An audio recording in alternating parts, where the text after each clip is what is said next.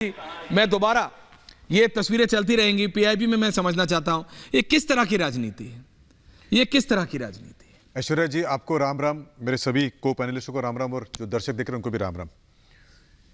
सोनिया गांधी जी ने अपना मंसूबा उसी दिन व्यक्त कर दिया था जिस दिन सोनिया जी ने राम को काल्पनिक कहने की हिम्मत की थी।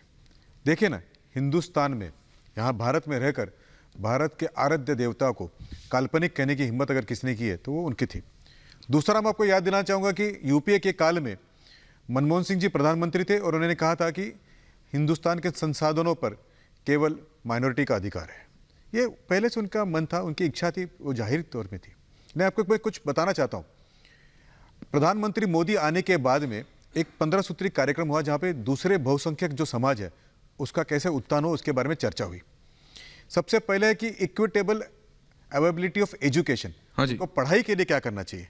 तो जो दूसरे बहुसंख्यक समाज है उसको स्कॉलरशिप दी गई, वो मौलाना आज़ाद स्कॉलरशिप हो, फिर वो बेगम हजरत महल स्कॉलरशिप हो, और जो महिलाओं को, जो मुस्लिम महिलाओं को एजुकेशन दिया गया था आज तक नहीं गया। तो ये जो खुद कहते हैं अपने आप को, जो मुसलमानों के कहवारी कहते हैं, वारिश कहते हैं, मैं याद दिलाना चाहता हूँ कि कांग्रेस कभी भी सनातन के साथ तो नहीं थी, लेकिन ये दूसरे बहुसंख्यक जो समाज है, मुसलमान जो है या इस्लाम जो है, उसके साथ भी नहीं है।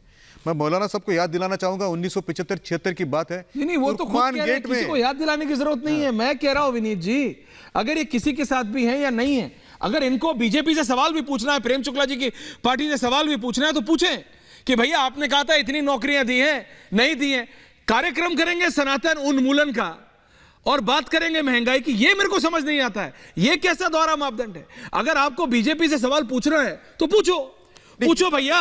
नहीं, अखिलेश यादव पूछे, असदुद्दीन ओवैसी पूछे बाबा से कि बाबा आपने कहा था उत्तर प्रदेश में सरकार बनाने के बाद मैं इतनी नौकरी दूंगा, मैंने मुसलमानों के लिए ये किया, आपने कहा था कि आप इतना करोगे, मैंने इतना किया था। देखो उनके नेता सनातन उन्मूलन कार्यक्रम में जाके कह रहे हैं, तो समाज उनको पूछेगा कि कितनी टोटी चुराई, जिनको बेसिकली मेरे को समझ नहीं आता है। एक आपको बात बताऊं, इकोनॉमिकल डेवलपमेंट यानी लोगों की जो है धन आयधन की बढ़ाने के लिए किया गया, उसका एक प्रमाण होता है ईपीएफओ। हाँ, हर महीने 17 से 18 लाख लोग पीएफ में जो ज्वाइन होते हैं, हाँ, वो लोग होते हैं जिनको ऑर्गेनाइज सेक्टर में यानी बड़ी कंपनियों में जहां पे पीएफ होता है उसकी नौकरी। अगर आपके मेरे घर पे कोई काम करने आएगा तो उसको पीएफ नहीं मिलेगा। तो 17 लाख लोगों की बढ़ोतरी हर महीने होती है। ये कब होता है? जब उनको नौकरी मिलती है। हिंदुस्तान के अंदर इतने 1000 किलोमीटर रोड बना है, रोड बनता किससे सर? नहीं, करो ना उस पे बहस, है ना, करो उस पे बहस जो है। प्रेम शुक्ला जी मैं यही तो कह रहा हूं, करो उस पे बहस, उस पे कार्यक्रम नहीं करेंगे, उस पे निकाले फैक्ट शीट। ये सनातन उन्मूलन कार्यक्रम के बजाय अगर महंगाई उन्मूलन कार्यक्रम होता, भाई महंगाई हटाओ, तो प्रेम शुक्ला जी महंगाई पे मैं आपसे पूछ रहा होता, आप जवाब देते। भाई टमाटर 300 रुपए हुआ, 200 रुपए हुआ, बारंबार उनको पूछा ना मैंने प्रेम शुक्ला जी से कि प्रेम शुक्ला जी टमाटर आपके रहते, आपकी सरकार के रहते कैसे हो गया?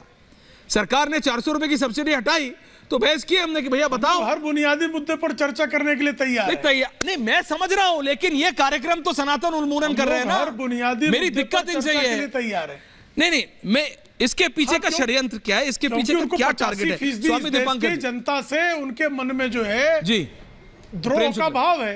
हाँ, नहीं, स्वामी जी के पास जा रहा हूं, उसके बाद सबके पास आ रहा हूं एक एक करके। स्वामी जी जनता को देखिए एक ऐश्वर्या जी 10 सेकंड बोलिए 30 सेकंड। स्वामी जी 10 सेकंड आपसे बोलिए सर, बोलिए स्वामी जी 10 सेकंड आपका जी। देखिए 1000 वर्षों का जो गुलामी की जो संस्कृति है, हाँ, 1000 वर्षों तक अल्पसंख्यकों ने इस देश के बहुसंख्यकों को गुलाम बनाया। हाँ, अब उनको लग रहा है कि बहुसंख्यक समाज की चेतना जागृत होकर इस देश को विकसित करने जा रहे हैं और परतंत्रता की बेड़ियां तोड़ रहे हैं। हाँ, तो इसके कारण अल्पसंख्यक समुदाय का एक बड़ा वर्ग बहुसंख्यक समुदाय को, हिंदू समाज को गालियां देने पर आमादा है, सनातन को गालियां दे रहा है। इसका नेतृत्व स्वयं श्रीमती सोनिया गांधी कर रही है, इसके अतिरिक्त कोई नहीं कर रहा। इससे ना कांग्रेस का फायदा है और ना देश का फायदा है। प्रेम गाली देने का यह क्रम 2004 से जारी रखा है। नहीं, तो उनको भुगतना पड़ रहा है। नहीं, कांग्रेस को लगता है कि 15% तो हम जो है नहीं, वो लाभ लेने के, उनकी लाभ की नीति रही है ना, अब तक लाभ मिलता रहा है।